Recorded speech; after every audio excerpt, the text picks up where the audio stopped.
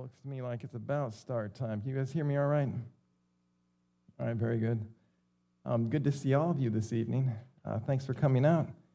And before we get started, since this is our Vespers program, and we're covering a topic that could be somewhat difficult on occasion, I want to ask the Lord to join us. So if you'll bow your heads with me, let's pray.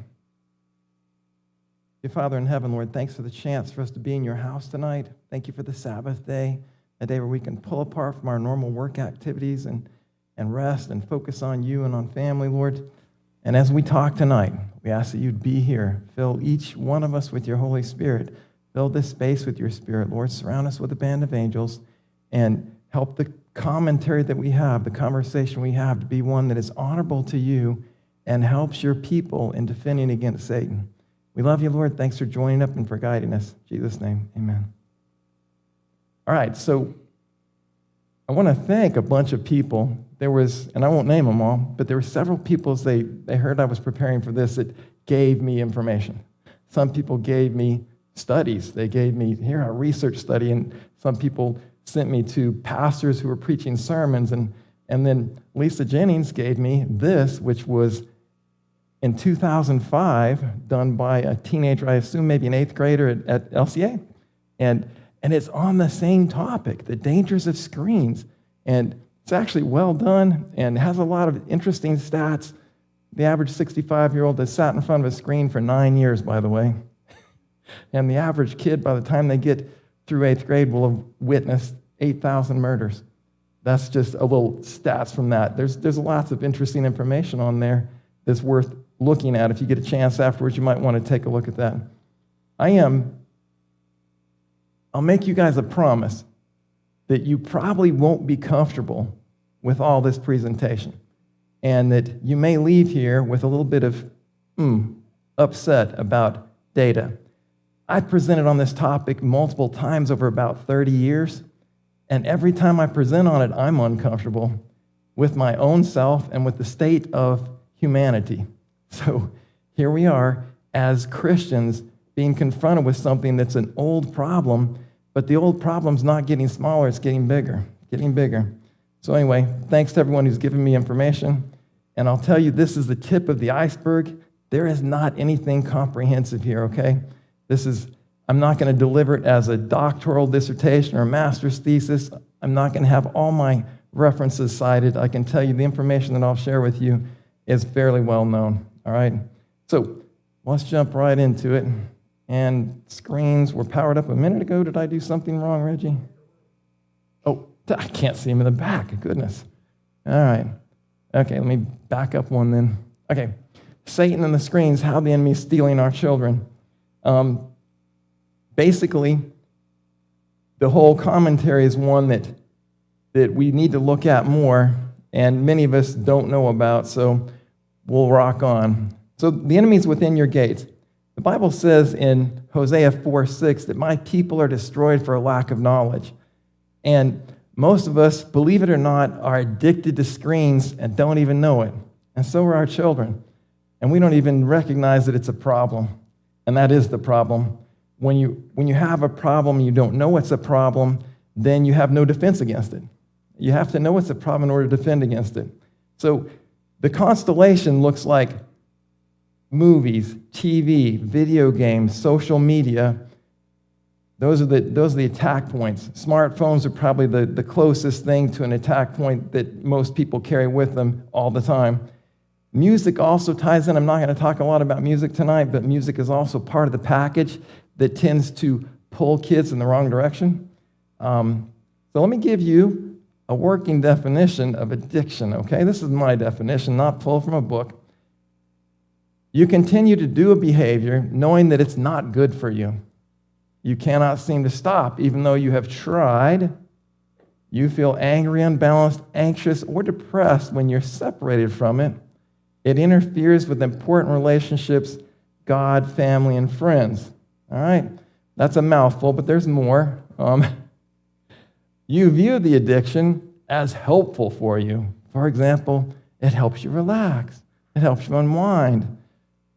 And you're in denial about how much time you spend doing it and about how it impacts important relationships in your life. Do you guys really know how much time you spend on the screen every day, every week?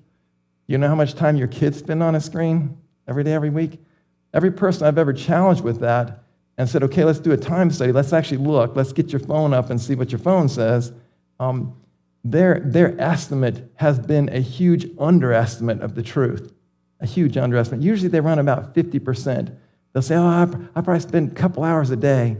It'll be 4 or 5 hours when you actually pull up the actual facts. And that's common for addictions, by the way. You ask your average alcoholic how much should they drink, and they'll tell you, I drink a couple beers every night. In actuality, they drink a 6-pack every night. So this is common for addictions. All right. So let me give you some current facts on screen time.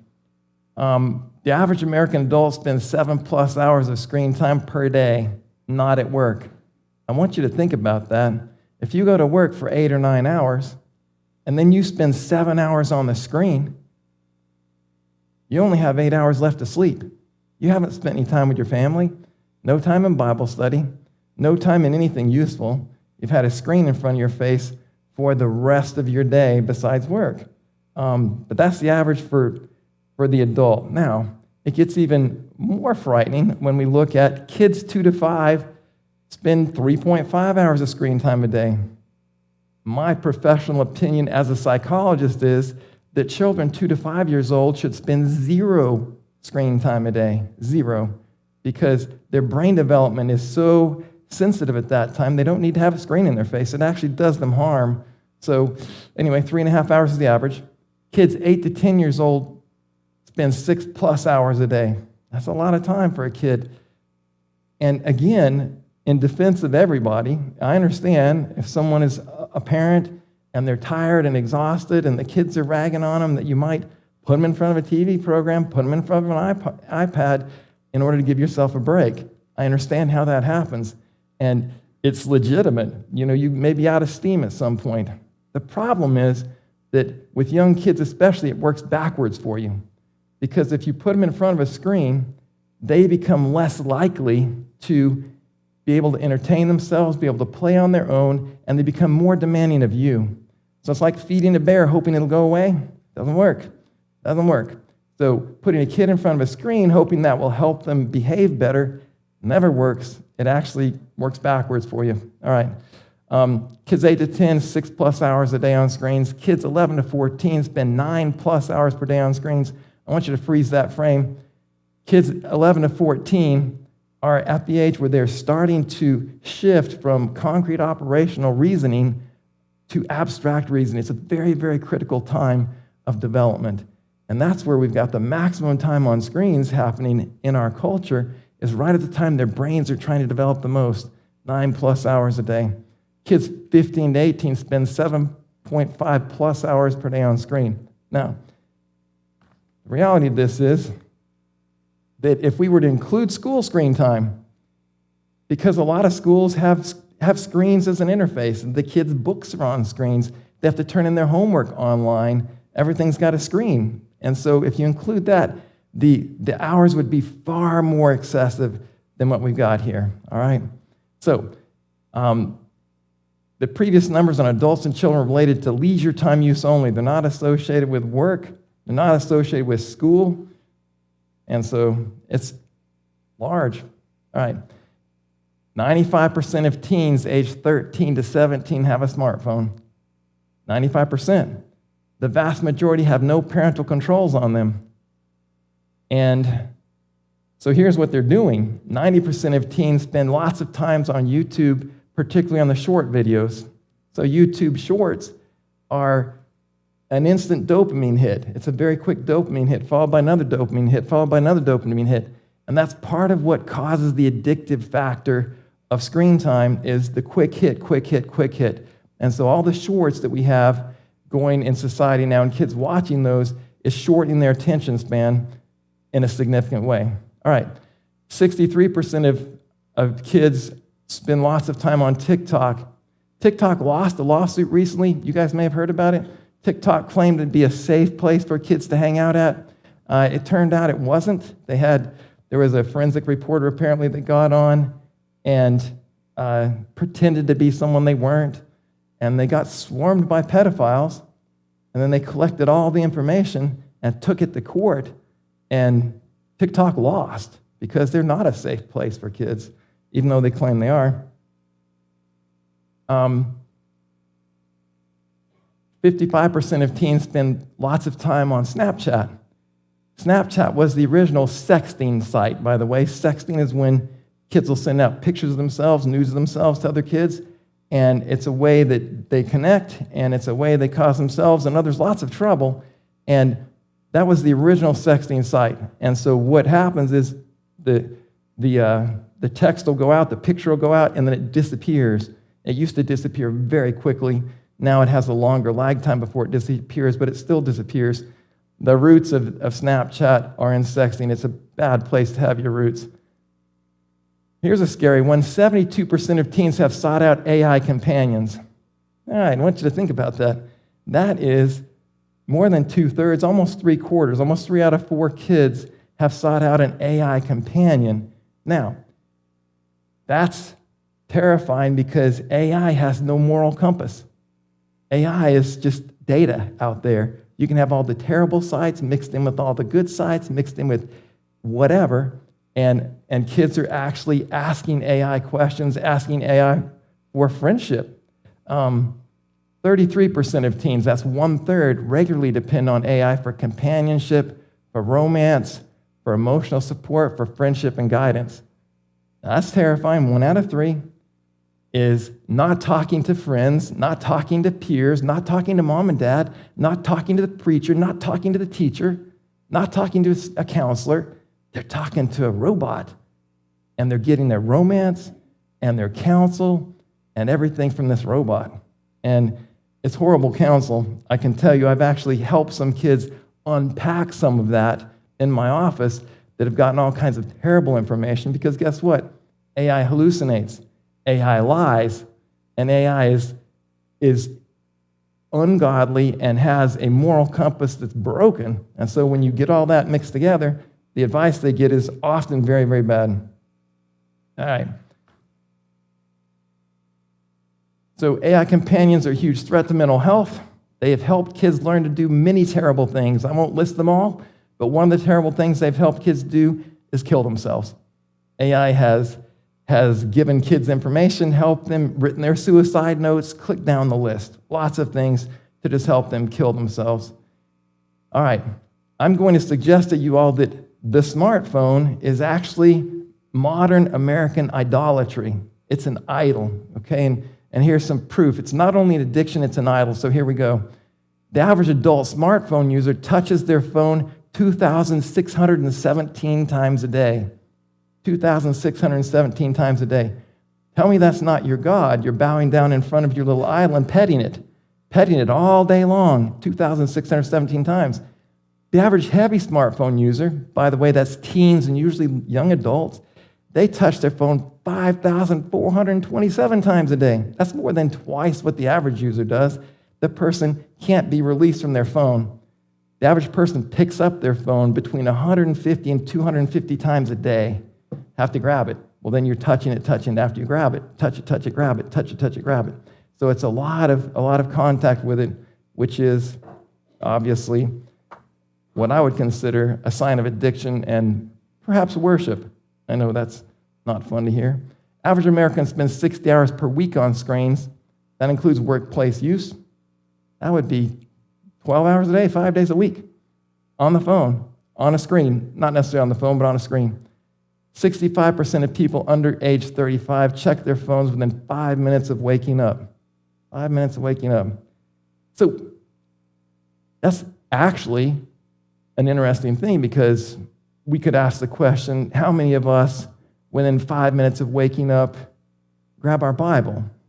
How many of us, within 5 minutes of waking up, actually pray? You know, how many of us, try to connect with God? No, we want to connect with social media or with whatever's on the internet.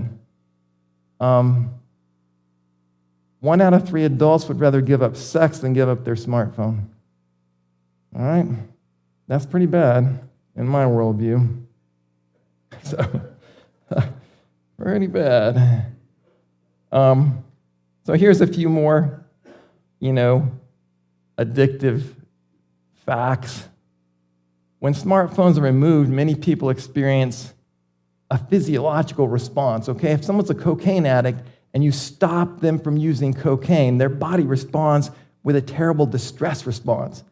Well, the same thing happens when you have a heavy smartphone user and you take away their smartphone, because they have physiological symptoms such as increased heart rate, increased blood pressure.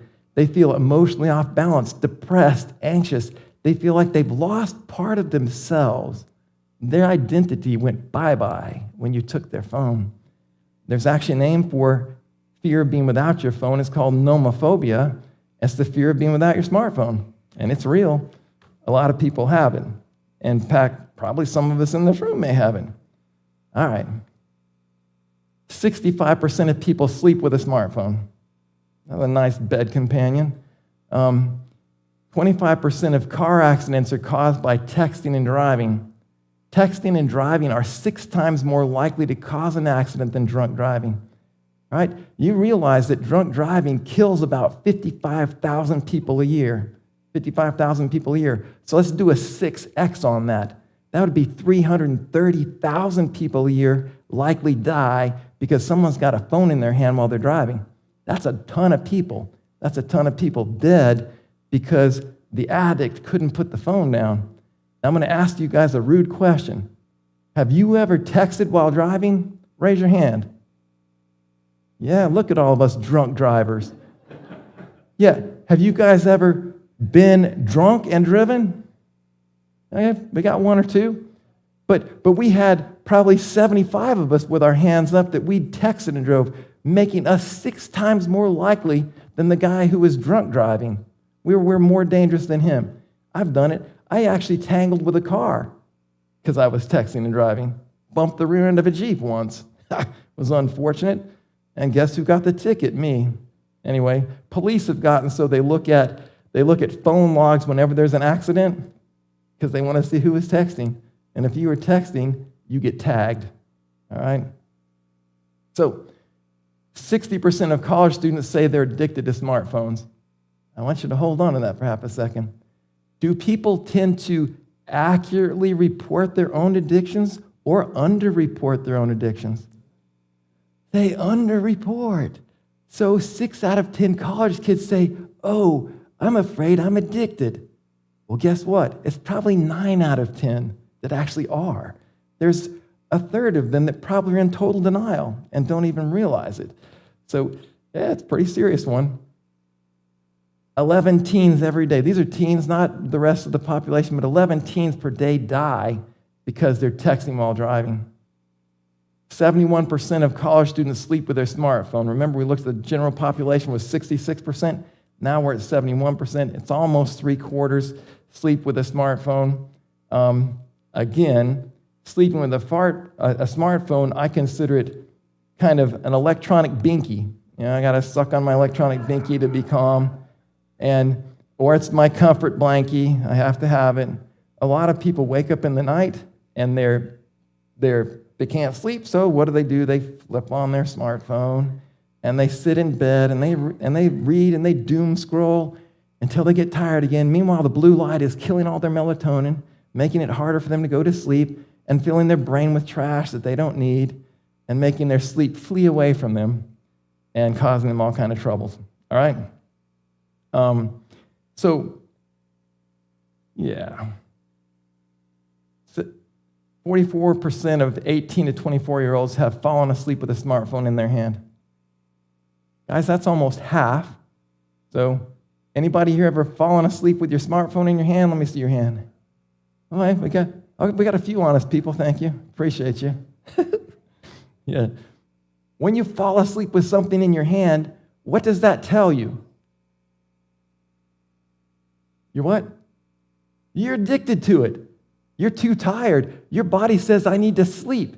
And you can't turn the thing loose. You can't turn loose if you're idle, and your body just passes out with your idle in your hand. Sorry, I'm picking on it. Anyway. 70 to 74% of people feel distracted at work. And you say, what does that have to do with anything, Greg? Lots to do with everything. Because it used to be, if we look back 30 years ago, maybe 10% of people felt distracted at work, okay?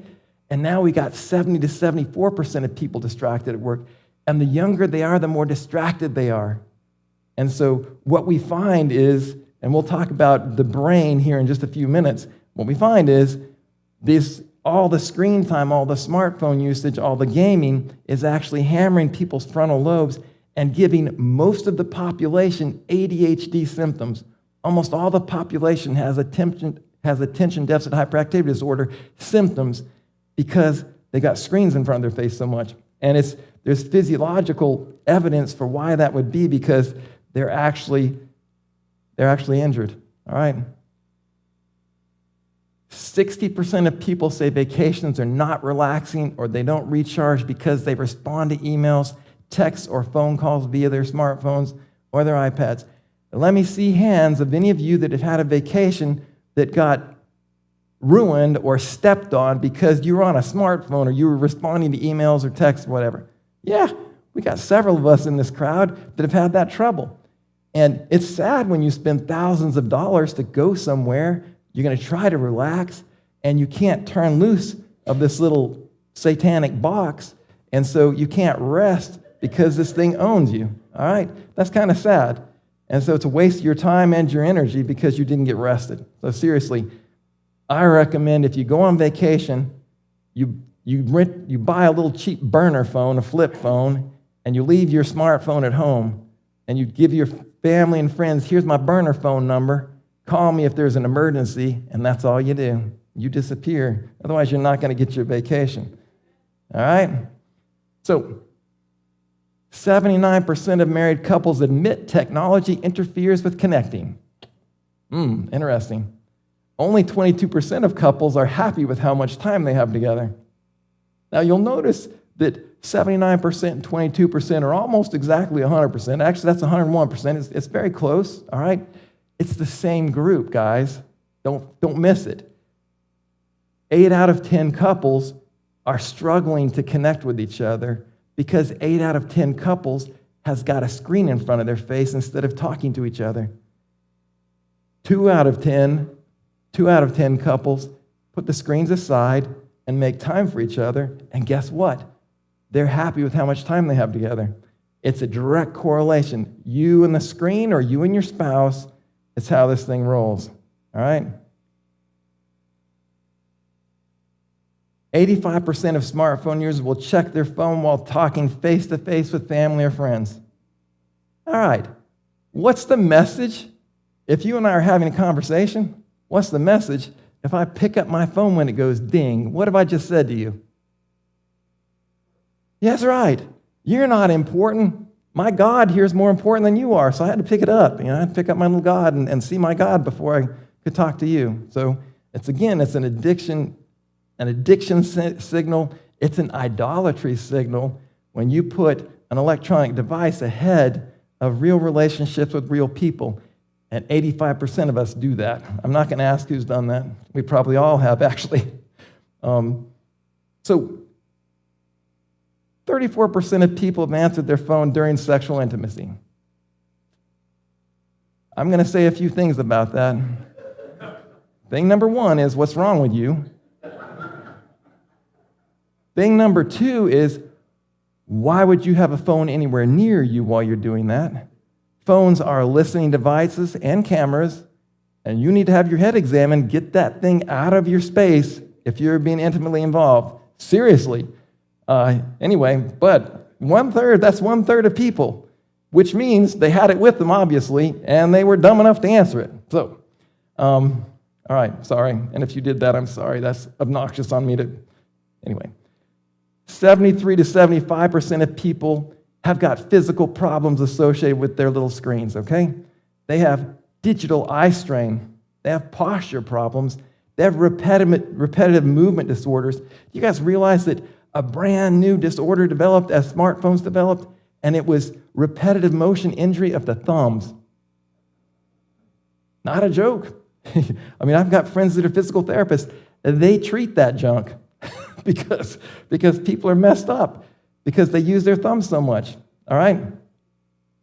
So the other thing is, keep your phone out of your bedroom. Phones are spy devices. You guys got to know privacy is nothing. If your phone's around, you're not private, so the phones are spying on you constantly. All right.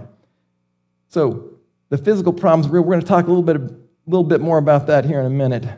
But now we're going to shift over to pornography for a second. 96% of Christian college males look at pornography regularly.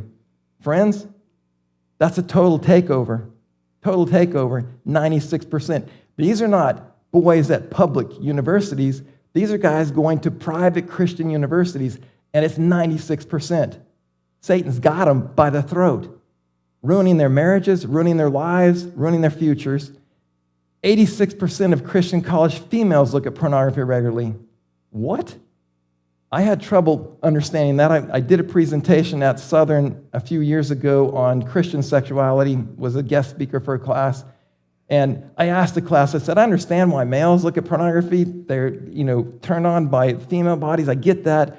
But females typically are not visually stimulated like that. Why would college females be looking at pornography?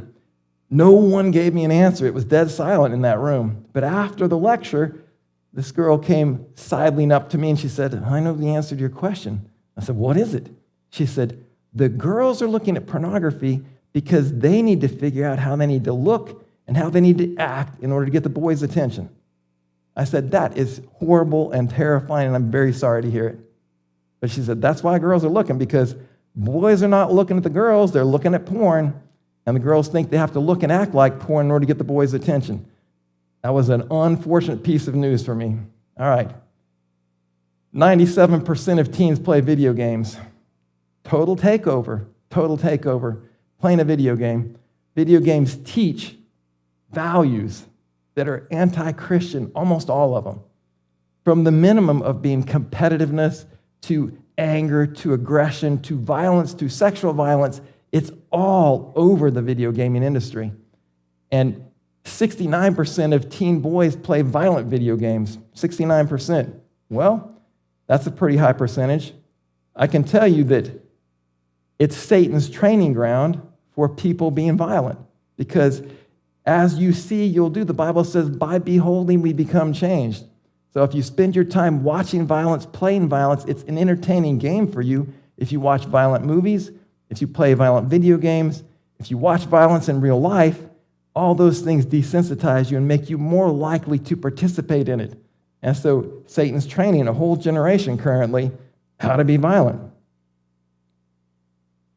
Now, I used to work in prison. And when I was working in prison, I ran two programs. One was a violent offender program, and one was a sex offender program. All right?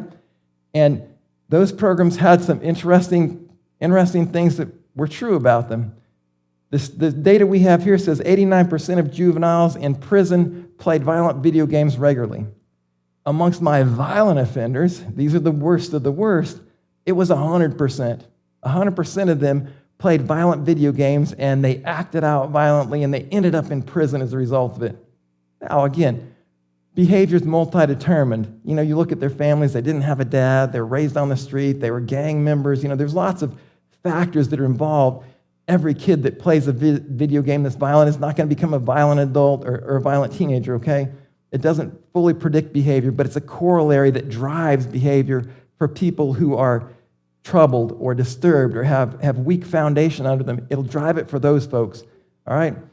In my sex offender group, it was 100% of the sex offenders, all of them, were heavily involved with pornography. It was 100%. And so, again, does pornography cause people to be sex offenders? I can't say that, but I can say 100% of the sex offenders I worked with in prison were addicted to pornography. It was all of them, all right? So, violent video games are associated with desensitization to violence, aggressive physical, verbal, and digital behavior, more likely to do digital bullying, to call people out, to tell people horrible things like they should kill themselves, that sort of thing online. They have poor social skills, increased levels of depression, anxiety, and PTSD. I want to talk to you for a second about PTSD. Why would a video game playing kid have post-traumatic stress disorder? Why? Because the games are so horrible and the graphics are so good. So you play some of these first-person shooter games and you shoot someone, boom, their head blows up. Blood goes everywhere. They scream, they fall, and you're right there. It's all over. The blood splatters back on you. It's a horrible event. You just saw it. You witnessed it. You caused it, and you feel it. Your body doesn't know you're playing a game. Your body doesn't know that you're actually entertaining yourself. Your body thinks you just did it, all right? And that's why you get PTSD from that kind of trash. It does you a lot of damage. Pornography used in males causes a lack of empathy for females. Males that look at porn a lot, they don't care if a woman is hurt or she's not enjoying things. They don't care if the person they're looking at on the screen was sold into sex trafficking, is not there because of her own will. They don't care if she's being hurt, injured. They care nothing about it because they're focused on themselves. They lack empathy for the female who's being abused in pornography. So selfishness is a laziness, relationship laziness. They get in a relationship with a woman, they don't want to do the work. If you're going to be in a relationship with a woman and have her a happy woman, you as a man know you're going to put forth some effort. You know, you might be nice to her. You might compliment her. You might tell you love her. You might take her on dates. You might, support a family and she's part of it. You may co-parent kids with her. You may know what her favorite colors are, favorite foods are, and make sure you get those for her. You may give her notes and cards and remember her birthday. And that's a whole lot of trouble compared with an imaginary woman that you just imagine in your mind, and then you masturbate and you get attached to in your own mind, and then you develop yourself a little perversion, a little addiction that's you reinforce in your own head with your own fantasy. That's pornography, and that's what drives this thing, and it's tearing down the whole family in our society, trashes the male mind. There's good evidence that it actually injures the frontal lobe in males and also is destructive for relationships, obviously. Lustful thinking, large increase in acting out sexually, acting out with multiple partners, decreased interest in God, decreased interest in spiritual development. It's interesting to note that screen use is opposite of time with God, typically. The more they're opposite corollaries. They're like on a teeter-totter. The more time you spend on a screen, the less time you spend with God. And the opposite is true, too. The less time you spend on a screen, the more time you spend with God, typically. They typically are on a teeter-totter. So you can imagine this, if you get the screen away and you're not spending 7 hours a day on a screen, you might have a few minutes to spend in Bible study or prayer or doing something that helps you grow spiritually. All right. Guys who look at pornography also view women as sex objects to be used. They don't care about the woman as an individual. All right? Pornography use in females causes them to have low self-esteem because the photos, the pictures are airbrushed, they're fake, they're not real. They're not a real woman, doesn't look like that, doesn't act like that. Cause low self-esteem, increased sexual acting out on the woman's part. She feels like she needs to in order to keep a male's attention. Females begin dressing and acting more provocatively, believing they have to in order to gain male attention. The current Generation Z, current Gen Z, is dating and marrying at the lowest rates in history. Dating and marrying at the lowest rates in history. And pornography is a piece of that, But there's more. Pornography and gaming is Satan's silver bullet aimed at boys. Boom, boom. He's got a double tap for the boys. He's got gaming and pornography, and they hook up. The gaming sites are surrounded by pornography trap sites, and guys that game a lot, even if they're not going looking for pornography, they'll stumble into it. Well, for the females, Satan also has a double tap. And that double tap is gaming, because lots of females game too, and it weakens their mind as well. They don't tend to do the violent games as much, but they game a lot, puts them in a fantasy world and out of reality. But social media is the second silver bullet for females, all right? And so it has a devastating influence on most users. It lowers self-esteem, increases anxiety and depression. It interferes with real-world social activities. The more you're on social media, the less you are in real stuff. You're just not out there. It lowers academic performance and achievement. It increases the suicide rate in heavy users. It shortens attention span. It makes God and religious things less interesting. There's kind of this four-headed thing that social media does. It's like a four-point attack. It does social deprivation, okay? It deprives you socially because you're not in the real world. It does sleep deprivation because people get on social media and they don't sleep. They stay up too late and they burn their night times on social media. Gaming will do the same thing as well for a lot of people, but social media burns it down bad. It has an addiction quality we've talked about, and we'll talk more about that. You become addicted to it. And lastly, it has what they call attention fragmentation, which is what I'm saying is the ADHD symptoms in people. So those four things are caused by social media. Now, I've been picking on Gen Z for a second here. Let me just say this, that there are some excellent Gen Z folks. We have some in our congregation here, some that are really good workers, some that do a lot of good things. And so, yeah, I don't want to just totally dog on them. So there's some interesting percentages here. Social media has also had a devastating impact on college-age users. So there's been a massive spike since COVID forward, massive spike in severe depression in our culture. There's more and more people depressed, hospitalized, suicides are up, everything is up. Anxiety, depression are all up. But 24% there was some really good studies done where they looked at a factor analysis, what factors are driving this pathology, and they found that 24% of the increase in the severe depression among college students is directly related to social media. That's a lot. It's a quarter of it that comes directly because of social media use. 22% of the increase in job loss is directly associated with social media use.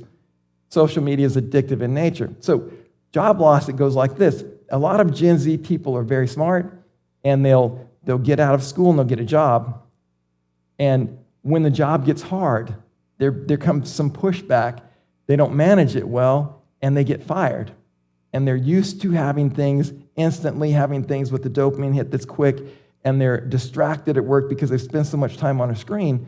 And so they end up, there's a spike in firing of this age cohort because they're not focusing at work and not doing a good job.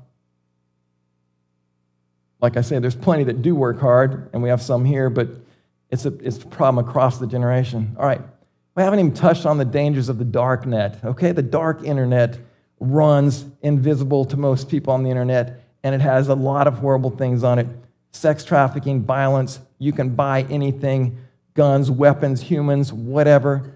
And there's violence, torture for hire, entertainment, all kinds of stuff that is on the dark net. Kids can't stumble into that. If they are on a smartphone or a computer or any device that gets on the internet, they can possibly fall into a portal that takes them to the dark net. And it's a terrible place, all right? Discord is a chat platform that's used by lots of young people. Any of you ever heard of Discord? Yeah, okay. It's a common platform. It's a terribly dangerous platform. I'm going to pick on one thing with Discord just for a second here. There's a group that's active on Discord. It's called 764, and they manipulate young people to send nude photos of themselves. Okay, so they get them to send nudes out, and then they threaten and they cyberbully the young person. The goal is to get the young person to commit suicide while live streaming that event. All right? That's their plan. This satanic group succeeds with that fairly often, unfortunately. And that's their whole game is to catch kids that are out there on Discord and then kill them and basically get it live streamed. It's a terrible, terrible thing. And it goes on. Functional MRI. So we're going to talk about brain health for a minute. All right? Some neurology here. So functional MRI studies show that children and teens who use smartphones demonstrate frontal lobe damage. All right? So they did a study using smartphone user kids and non-smartphone user kids. It's hard to find the non-smartphone user kids, by the way. We saw 97% have smartphones. So they did find that 3%. And they did functional MRI scanning of their frontal lobes of their brains to see how they looked. And what they found was that The cell phone users had obvious frontal lobe damage. Now, let me talk to you about the frontal lobe. Your frontal cortex goes from like here to here, up over the top of your brain. It's thin. It's the part of your brain where you have logic, rationality. It's the part of your brain where your conscience lives. It's the part of your brain where impulse control lives. It's the part of your brain where God speaks to you. It's right there. It's your cerebral cortex, your frontal lobe. That part of the brain was damaged in kids that had smartphones. And how it was damaged, they didn't have a pattern just like it. So they looked across all their typology of brain damage, and the closest thing they could find was it matched a cocaine user's brain, cocaine addict brain. So it's accurate to use the term cocaine brain for heavy smartphone users because their brain looks like a cocaine addict. Current generation of children appears to be the slowest in history for brain maturation, okay? Everything's moving slow. So normally your brain myelinates. Myelination is the sheath. It's a fatty sheath that goes over your nerve fibers. And until your brain's myelinated, your brain cannot carry a nerve impulse past the myelination level. So it myelinates and carries as far as the myelination goes. So when the brain completes myelination, you have full brain usage, all right? That generally has happened by age 25. Now, they're not really sure when it happens. Maybe 28 to 30, not sure. But it's directly caused by screen time. That's the only thing that's different now. Cerebral cortex is thinning. Look, that frontal lobe, cerebral cortex I was telling you about, while you're developing, it's supposed to get thicker, all right? It's supposed to get heavier and thicker and denser because it's where a lot of neurons live. What's happening now is it's thinning, becoming lighter at a time when it should be thickening and becoming darker. These brains are actually lighter weight. Their frontal lobes are lighter weight. There's not as many nerve cells there because they're getting hammered by their screens. There's a German neurologist by the name of Manfred Spitzer. He coined the term digital dementia. Digital dementia. Digital dementia is not a joke. There's significant cognitive losses among young people, and here's a few of them. Loss of short-term memory, loss of directional capabilities, loss of focus ability, and loss of gray matter volume, all associated with heavy screen time use. Those are dementia signals. The short-term memory is, you think about when you were young, if you grew up without a smartphone, if you're old like me, I could probably remember 25 or 30 phone numbers when I was 15, easily. Well, I can only remember a handful of them now. Why is that? They're in my phone. They're in my smartphone. And so you tell a young person, here, would you do this or that? You give them a stack of 2 or 3 things you want them to do, and it'll be gone because their short-term memory hasn't been flexed because they depend on their device. They ask their device questions. They depend on AI now to think for them, to write papers for them, to do all kinds of things for them. And as a result, the brain is like a muscle. It's atrophied because they don't use it. They don't use their brain, so it's getting weaker. And so memory is one of those things.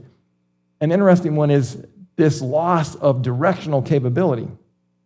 So often this generation, this is what neurologists pointed out, you can take them somewhere, show them how to get somewhere, and then they won't remember it. Can't remember how to get there. Don't have any idea. Do you have any idea why they can't remember? Because they're dependent on GPSs. They don't know how to put a map in their own head of how to get somewhere because they've never had to. That muscle's never been worked. And so they don't have that capability. Anyway, loss of focus ability, we talked about it, the whole, scattered ADHD sort of symptomatology. So here we go. Satan has used screens to attack the very parts of your brain, our kids' brains, where logic, reason, emotional control, decision-making, impulse control, social awareness, empathy, conscience, and connection with God happen. So this is spiritual warfare, nothing else. Your brains are the target. That's what screens are about. A lot of us think that smartphones and iPads were brought about to make life better for us, to make life easier, more convenient. That's just a lie. Those things came into being because Satan wanted your kids' minds. That's why they exist. That's the reason. He's the one that led people to develop this technology and make it addictive so that he could get a hold of you and your kids. That's the actual truth, all right? Current evidence suggests that screen time causes ADHD symptoms. We talked about that. Selfishness, narcissism, love of self above all others, demand for immediate gratification, depression, suicide, anxiety, gender confusion, extreme emotional isolation, increasing autistic characteristics, and poor academic and social functioning. The current generation has the most gender confusion of any generation previously. Part of that's driven by the internet because most kids in their teen years have some discomfort. Think back on your teen years, those of you that are old like me. Did you have any discomfort when you were 13, 14? Feel a little bit awkward as your body changed? Yeah, I did. Surely I did. You did too. Well, now, if I've got the internet in my face and I feel a little awkward about it, and I say, oh, I'm 13 and I feel kind of weird, they'll say, well, maybe you're actually a girl. You're stuck in a boy's body.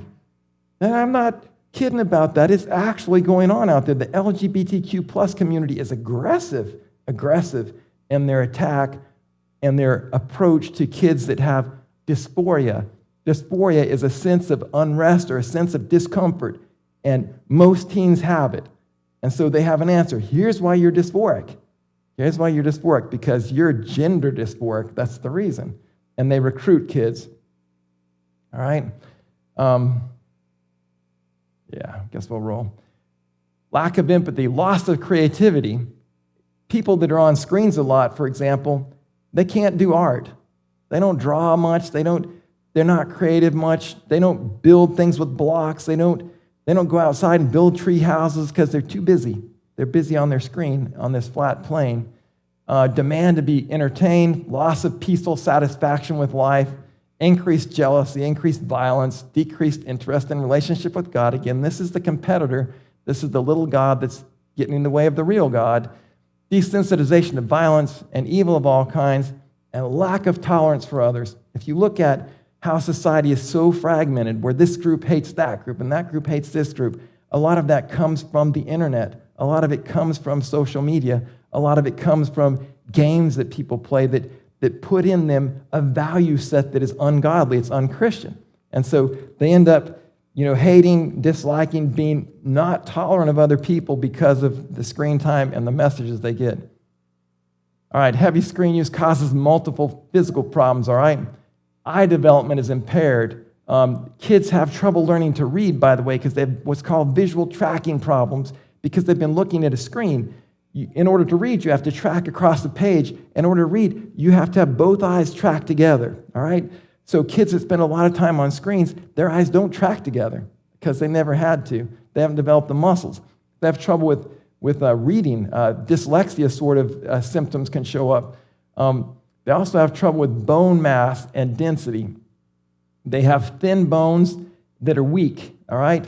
Coordination and fine motor skills are also decreased. Muscle mass is decreased.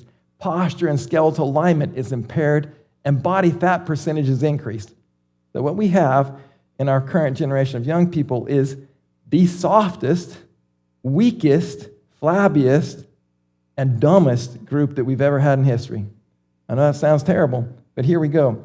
If you look at the evidence on IQ, I'm going to pick on IQ for a second. If you look at average IQs across generations, for the last 100 years or so since we've been looking at IQ, every generation has actually gotten smarter than the one ahead of it, except for the current generation, which has been born with a screen in their hand. They've had it since the crib, been looking at a screen. They're the first generation to show a degradation in intelligence, a degradation in capability, a degradation in physical capability, a degradation in body strength and capability. They're going downhill, and the screens are what's dragging them downhill. All right? So I'll give you an example from the military. I was talking to a guy who's a military recruiter, and he said the current generation are the best shots they've ever had in history. They shoot better than anybody, and they fly drones better than anybody does, and they actually anything you do remotely on a screen, they're the best. Their very fine motor coordination for doing that stuff is very well tuned. And they're the best jet pilots too, by the way, because they've been flying, doing some of the flying in their fighting games, so they're good at that stuff. However, when you strap a backpack on them and you do something called rucking is something they do in the military. You strap on a heavy pack and you run. And you jump over things and you jump off things with a pack on your back. And they're having incredible numbers of broken bones from rucking. And one of the bone breakages that they have a ton of is pelvic girdle breakage. These people jump off something with a pack on them and their whole pelvic girdle will break. That's a terrible injury. Pelvic girdle breaks are awful. And the reason for that is these bones have never been loaded. They've sat in front of a screen and they learn how to, shoot a gun or run a drone, but they've never done enough physical activity to get the bones strong, so their bones are weak. Their physical mass is weak. Their muscles are weak because they've never worked them hard. So, yeah, it's an interesting story about what's happening with the muscle mass decrease. There's also, if you look around at people that spend a lot of time on a screen, they'll have a posture like this.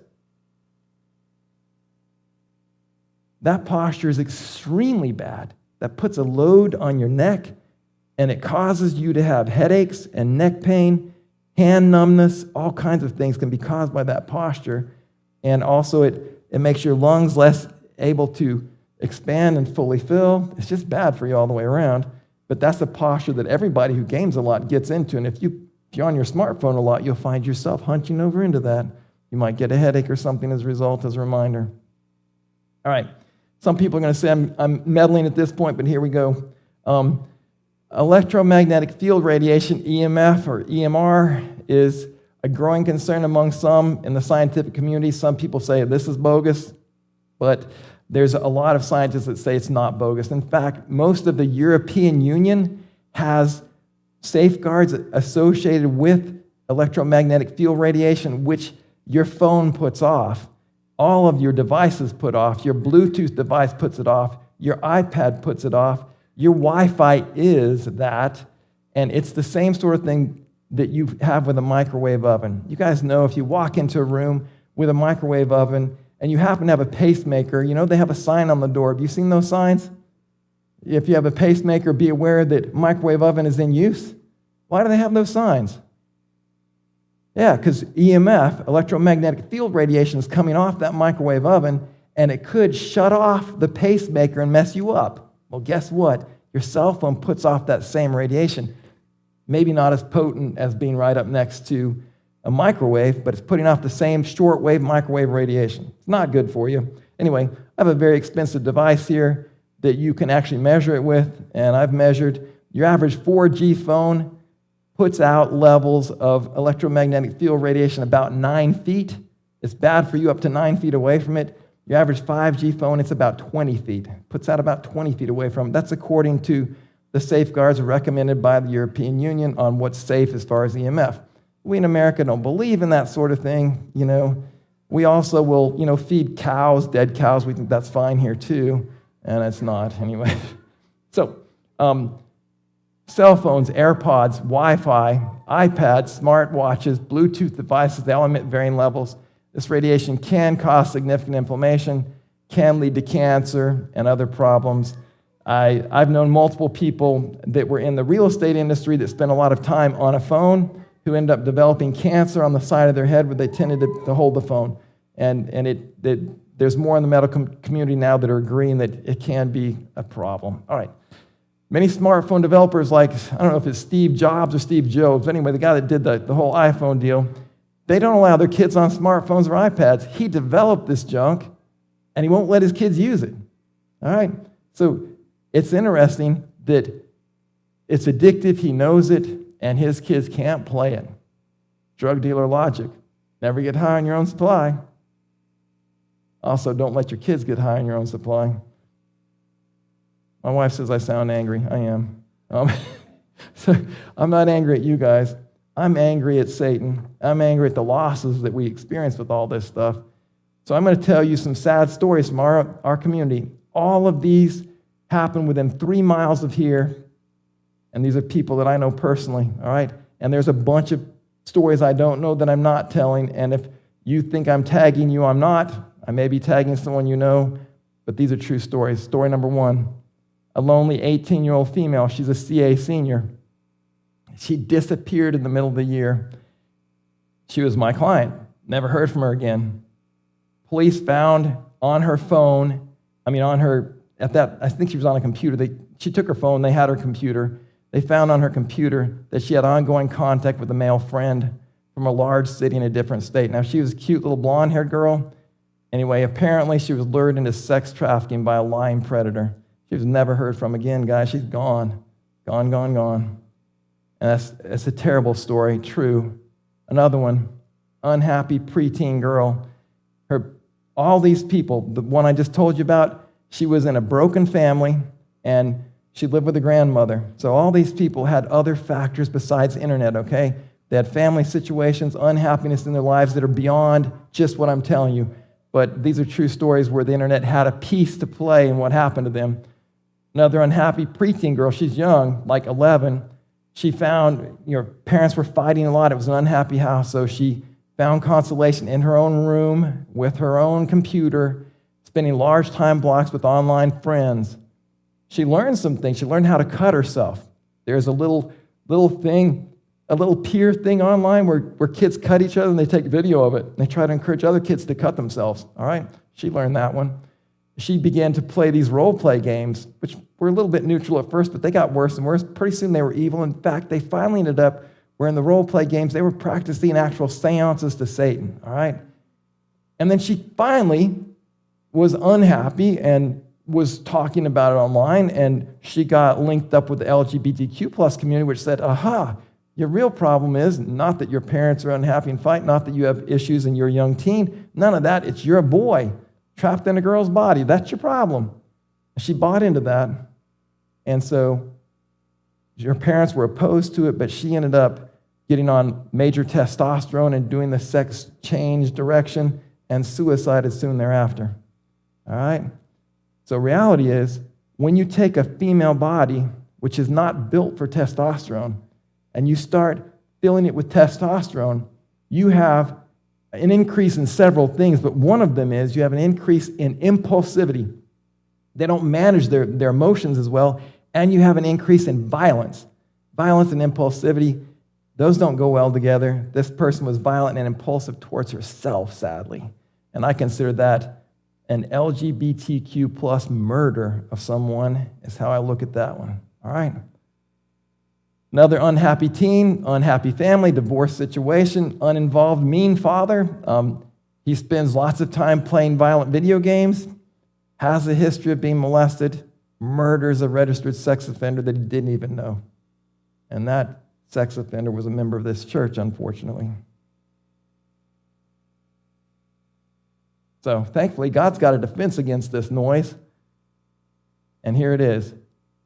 A prudent man foresees evil and hides himself, but the simple pass on and are punished. Proverbs 22:3 and 27:12 say the exact same thing. So God must have wanted us to listen to that. A prudent person looks ahead and says, oh, trouble is coming, and makes a plan for it, doesn't fall into it. The ignorant, the foolish just plow straight ahead and get nailed. All right? Faithful are the wounds of a friend, but the kisses of an enemy are deceitful. I hope tonight I'm your friend. I may be popping you with a wand and bruising you, and I don't mean to hurt you, but I mean to wake you up. The reality of this thing is I sit in my office every day as a psychologist and hear stories, bad stories, about people and kids and how media is messing up marriages and media is getting in the way of kids. And I have these stories where people get taken away, and I could regale you the rest of the night with bad stories, many of them associated with internet use, all right? So it's terribly dangerous. We're in a war, and Satan's trying to kill our kids and us too while he's at it. All right, so we have to be wise. The thief comes to steal, kill, and destroy. But I came to give you life and give it abundantly. That's Jesus talking. The thief has always been about hurting us, always been about injuring our kids, always been about taking away what God's blessed us with. And so he attacks life and sexuality and happiness and peace and gives anxiety and depression and suicide and lustful thinking in place of it. But Jesus came to give us the abundant life, which is healthy and happy and is filled with peace. The Bible promises us peace that passes understanding. That's what Jesus offers us. So, for this purpose, the Son of God was manifested that he might destroy the works of the devil. Amen to that. So Jesus came to destroy Satan's works. We've been talking some about Satan's works. Jesus came to terminate those works and put in place his power.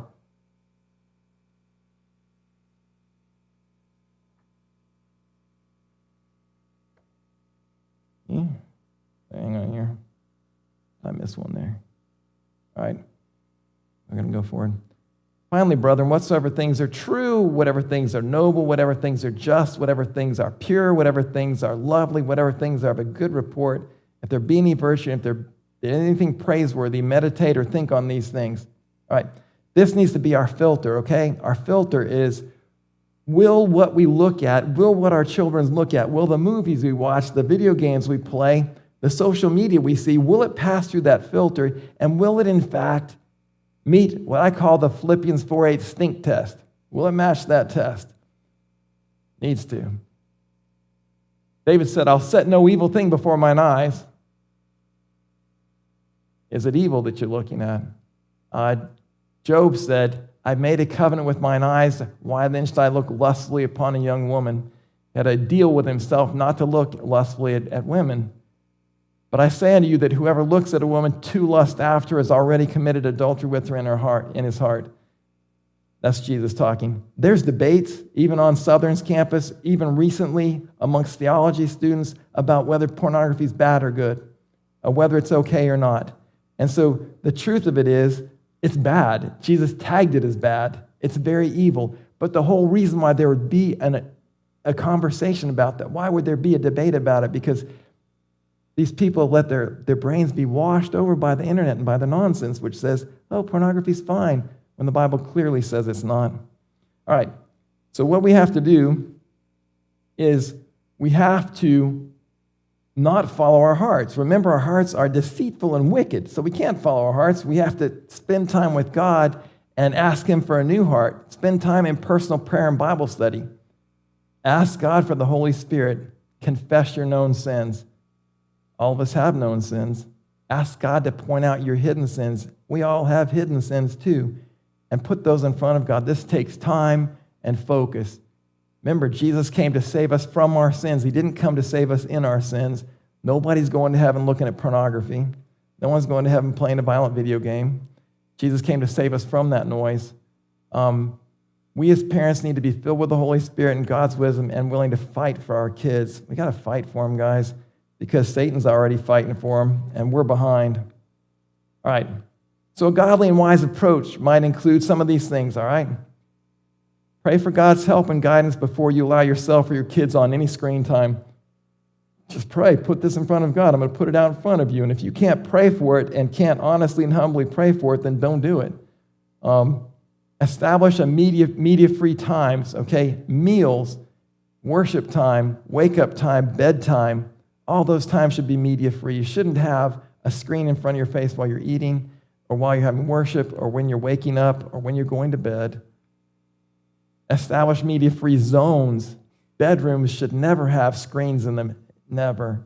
Bathrooms should never have screens in them. Playrooms should never have screens in them. Those should be media-free zones.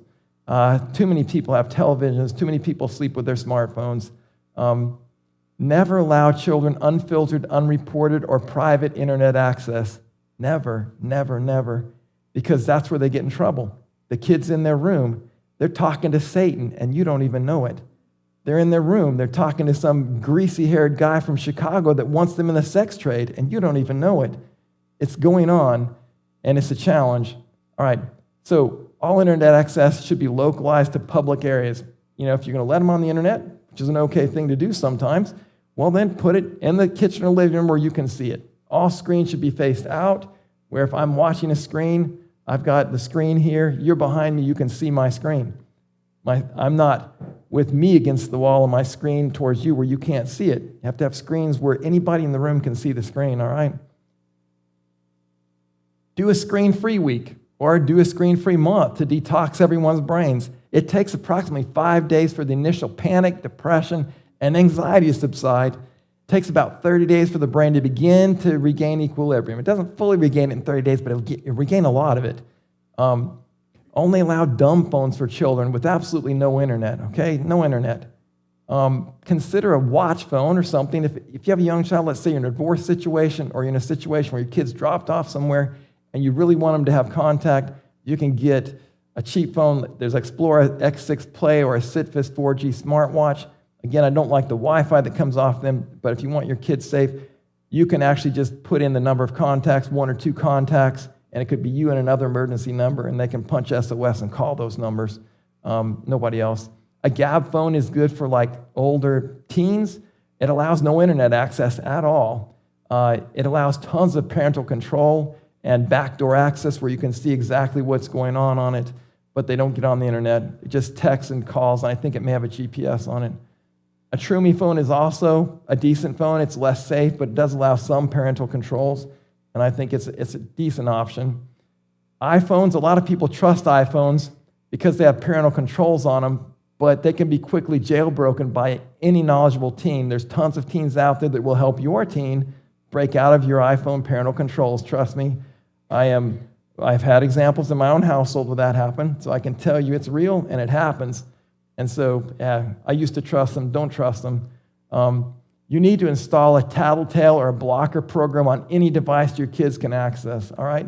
Custodio is an excellent one. It's probably the best one out there now that I know of. Aura is also pretty good. Again, I'm no tech guy, so you may know of ones better than these, but these are decent ones that tattletale programs tell you everything your kid is looking at, everything they've done, all their text messaging, any pictures they've sent out. It gives you a log of all that, so you have access to everything they've done. That's a tattletale program.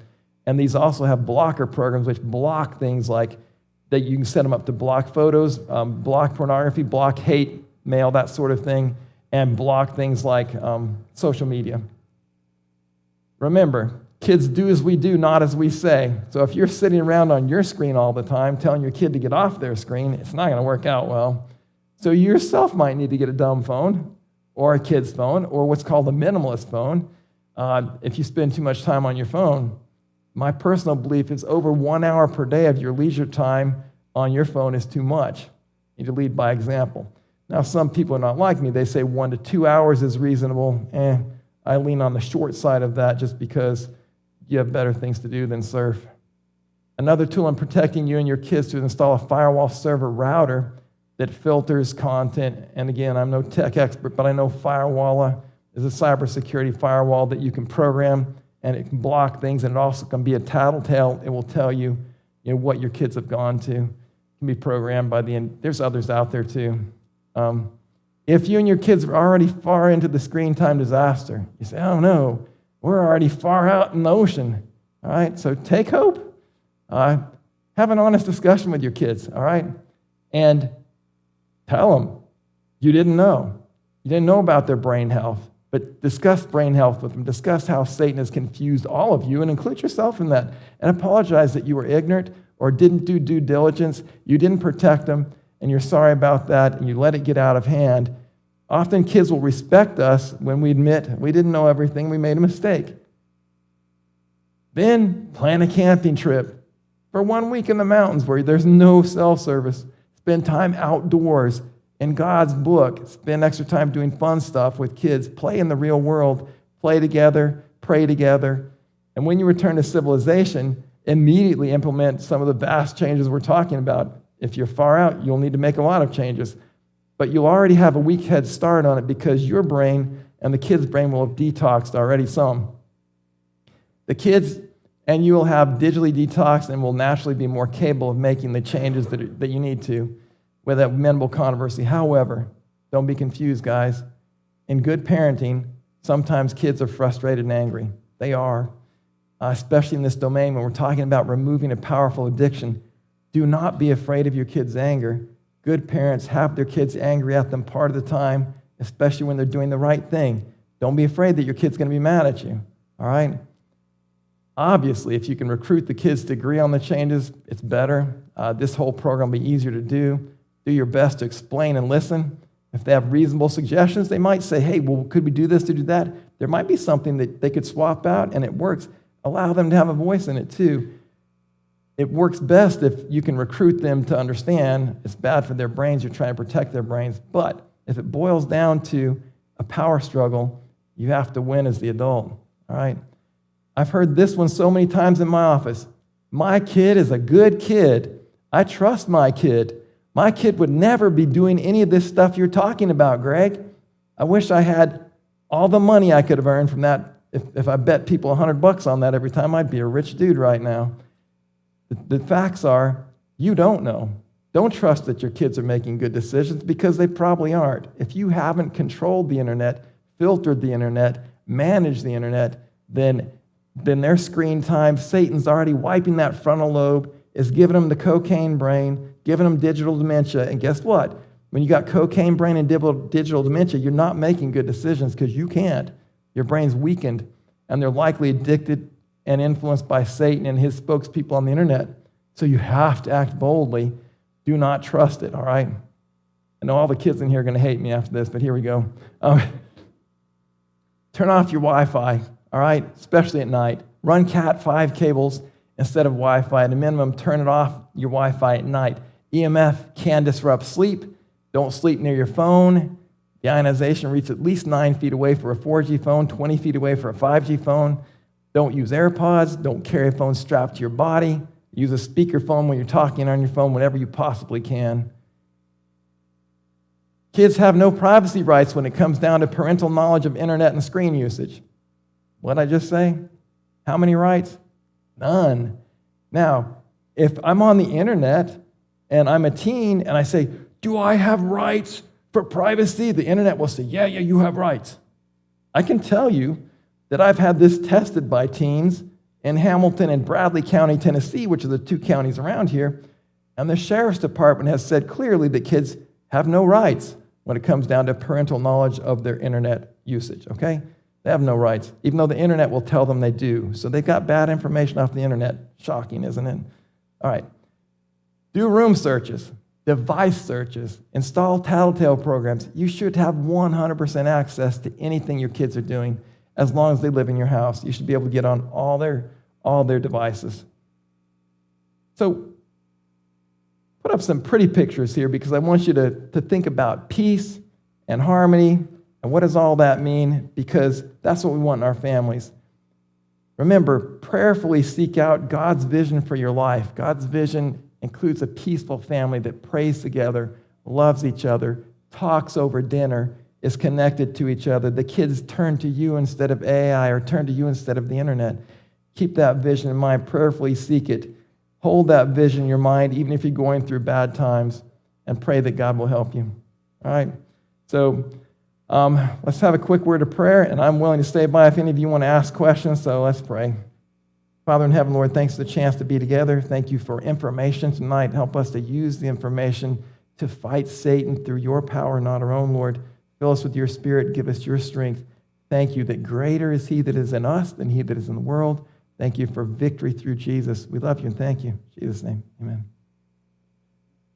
All right, so if you guys need to go, feel free. If anybody has questions, I will gladly field questions from the floor. Do we have any other mics? Hang on a second. Let me see if I can get a mic up here so everyone can hear.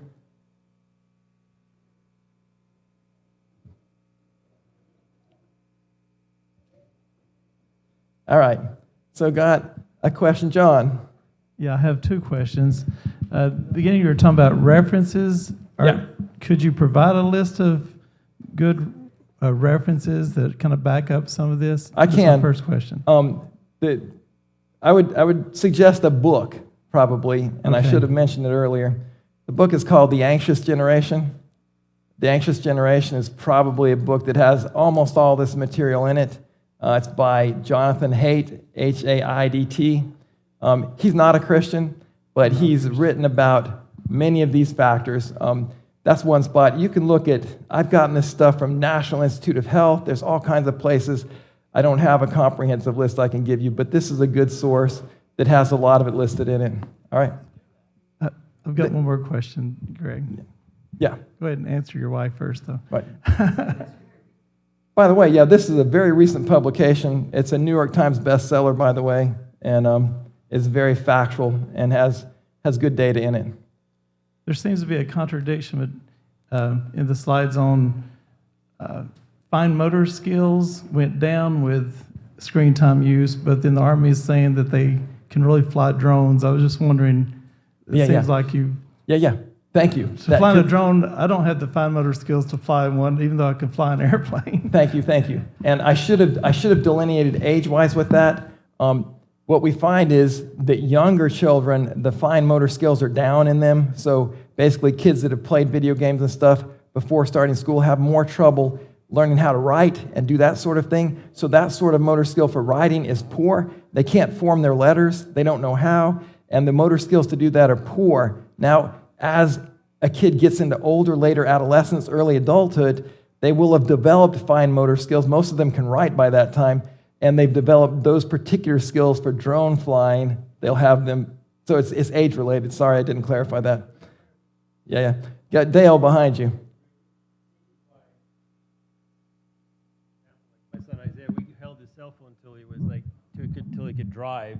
But even though as they get older, they still have some bad habits with them as they get older. But where do you see the age correlation? How young do you see kids getting hooked where it's really severe? Yeah. To their age, or start as a teenager, or give me a I'm just looking educate because right now you blanketed kids. I have. And there's no age delineation. There isn't. Just so curious. So earlier is worse, okay, and later is better. So basically, if you look at if a kid is free on the internet, say at 5 to 10, it's devastating. It's terrible. If they get on there in developmental changeover times, like I mentioned, like the 11 to 14-year-olds that are spending 9 hours a day doing that, that's terrible for them because their brains are developing a lot.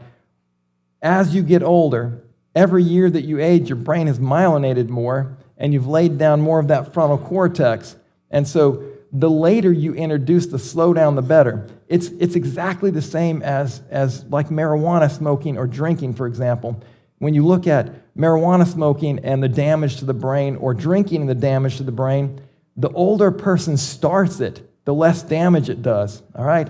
And so this is identical, because if a kid waits and they have no phone access, no internet access until they're like 16, versus someone that started it at 10, the 16-year-olds are way more functional for life than was the one that started at 10. But if you take someone that got one at 16 and the next person doesn't get it until 21, the 21-year-old is way more functional for life on average than the 16-year-old will be. So it's, as the older you are, the better it is as far as just internet access. Does that make sense?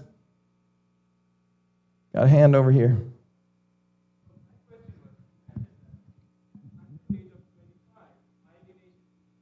Yep.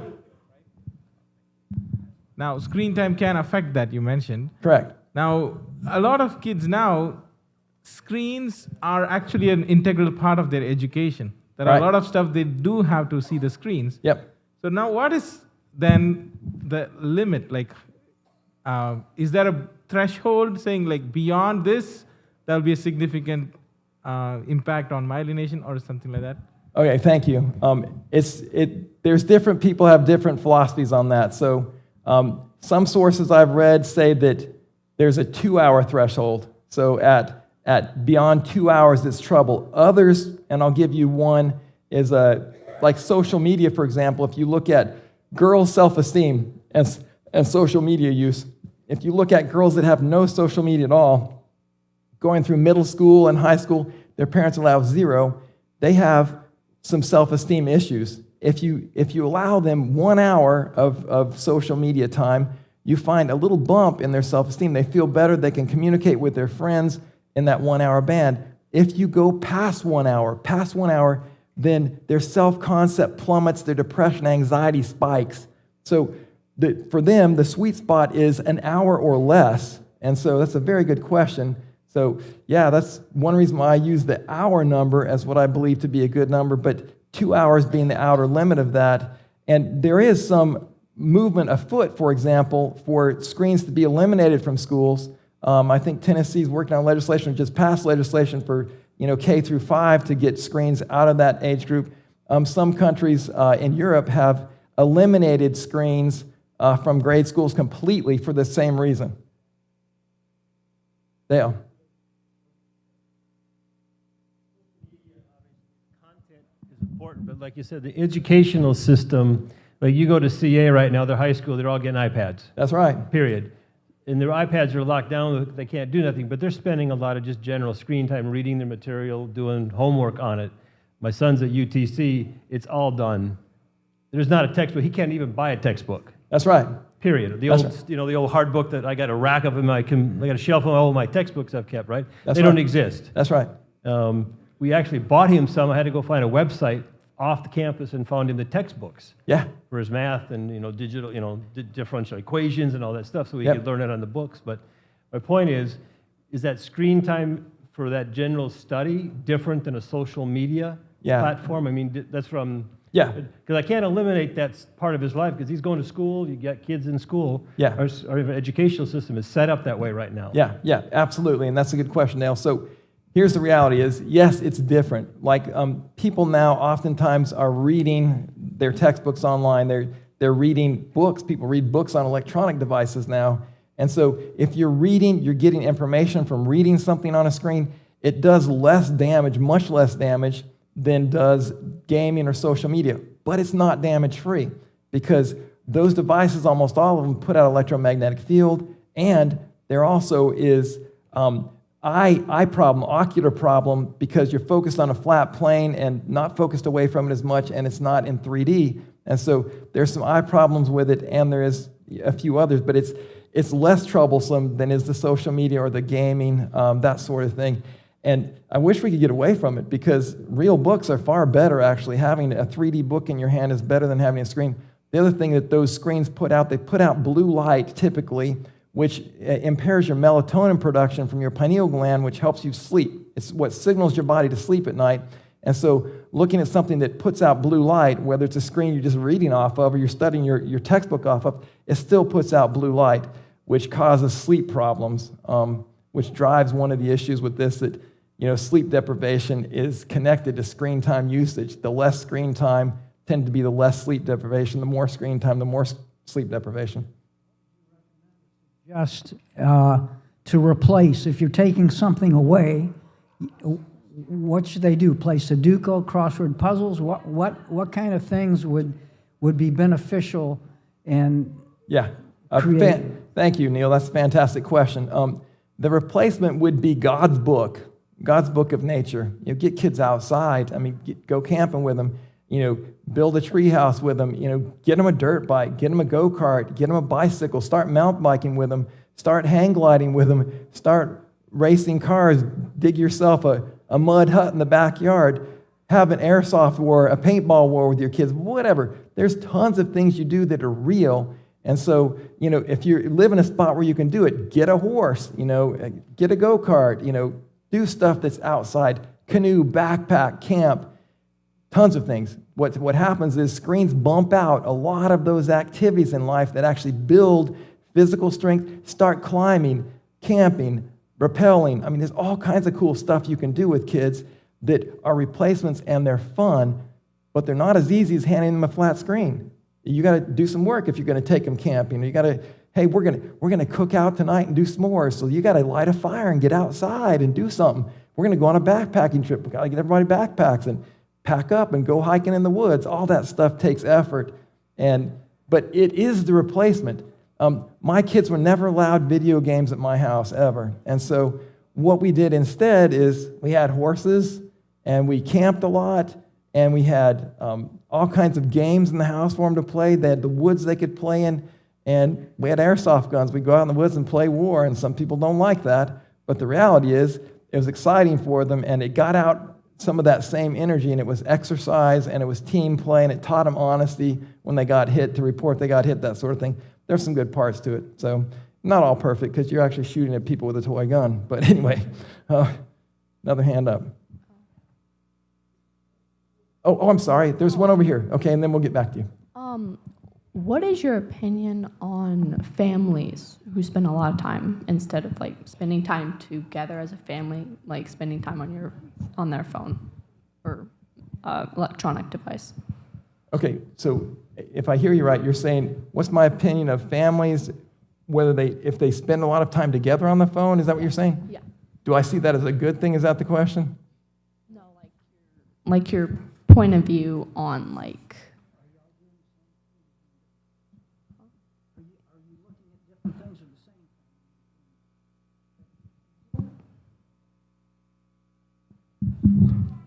Dr. Williams, I think what she's saying is that my mom and dad are on their phones and ignoring me. Am I right? She's nodding her head. That's not right. No. Okay. Families who spend more time on their phone instead of being together as a family, like worshiping God and stuff. Okay. Your point of view on that. My point of view is that's terrible. So yeah, thank you.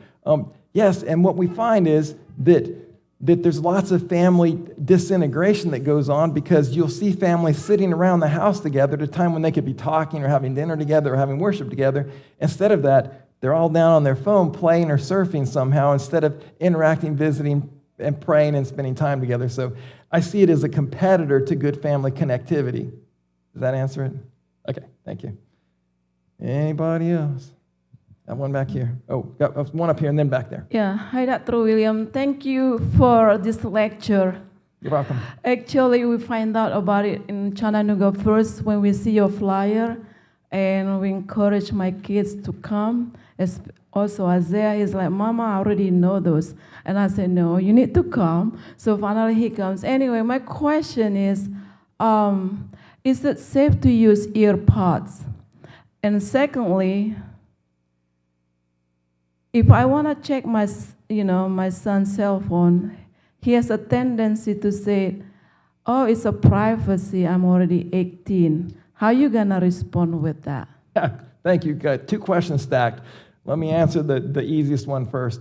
Easiest one is AirPods.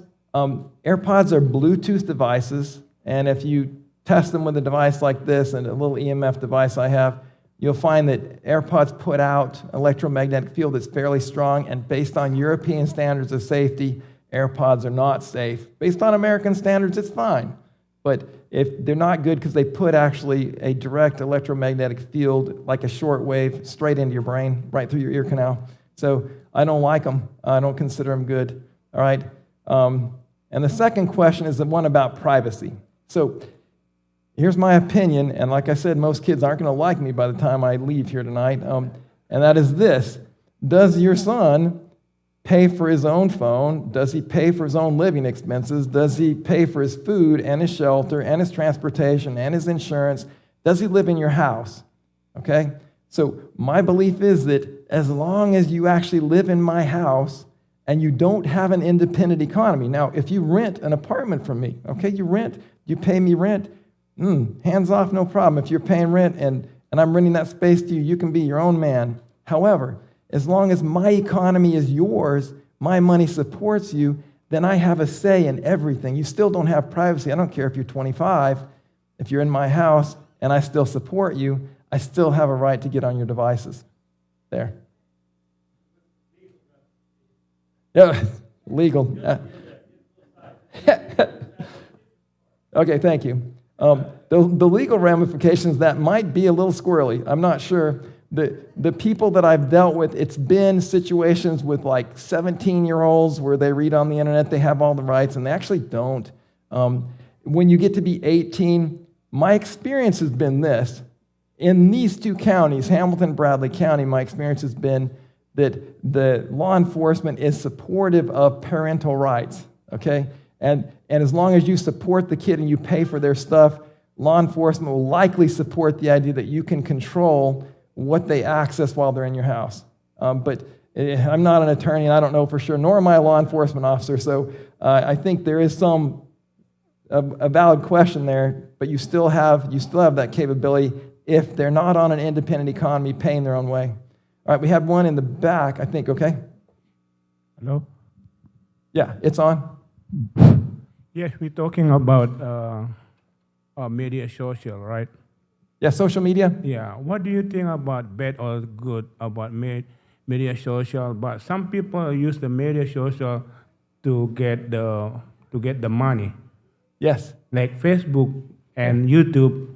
Yeah. Some kids using that media social for make money. Okay. Is this a good or for the future for the kids, or what is they gonna be? Okay. So your question is, a lot of kids are using social media as a means of making a living, making money, right? And is that a problem? So it's a two-edged sword. It cuts both directions, because if you have a kid, for example, let's say you have a kid that's a very good gardener, and so they shoot videos of themselves gardening, and they teach other people to garden. They get followers. They can get funded. They can start selling their own merchandise, and they can make money being a gardener and videoing themselves gardening. And so I would in no way say that's bad. It's not a bad thing for them to do that. However, what typically happens with people that make money off of the internet is they're heavily involved in it.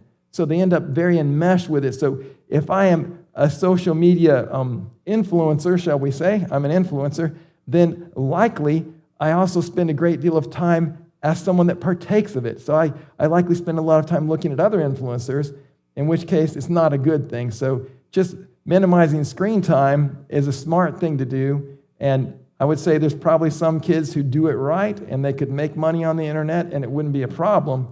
But it has a danger to it with them getting too much. Does that make sense? Yep.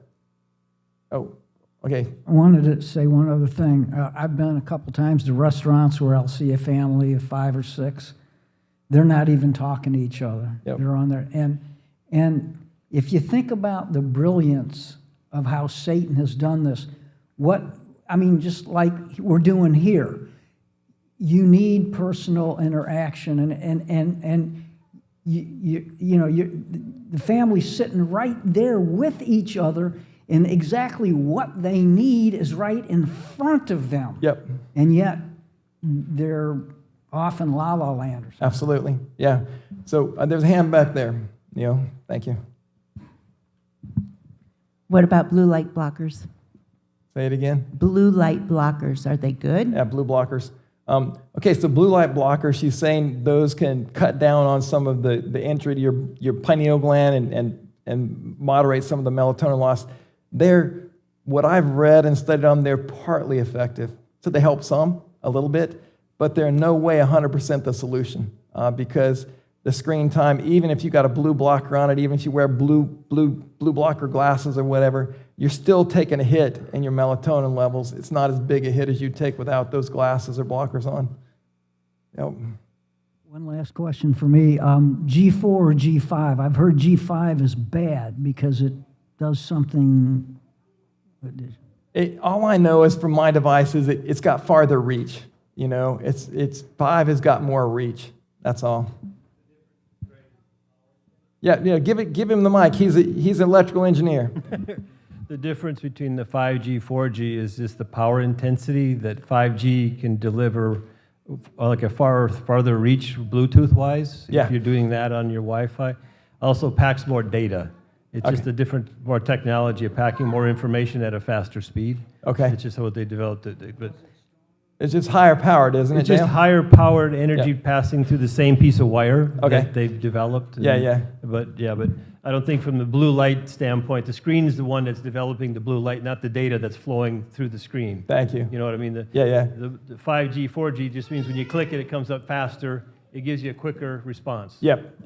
So that'd be a phone power 4G, 5G phone. But like I said, with my little device, your 4G phone will reach out about 9 feet and cause you trouble, and it'll be about 20 feet for a 5G phone.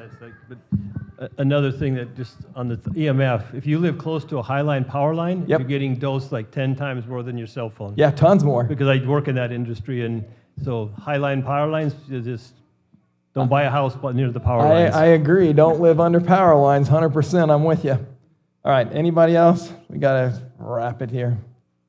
That does it. All right. Hey guys, thanks for coming out. Thanks for the questions. Let me pray one more time for you before we get out of here. Father in heaven, bless everyone here, all those that could attend, and help us each to do your will, and help us as we fight against Satan. Give us your spirit and your power. We love you. Thank you. In Jesus' name, amen.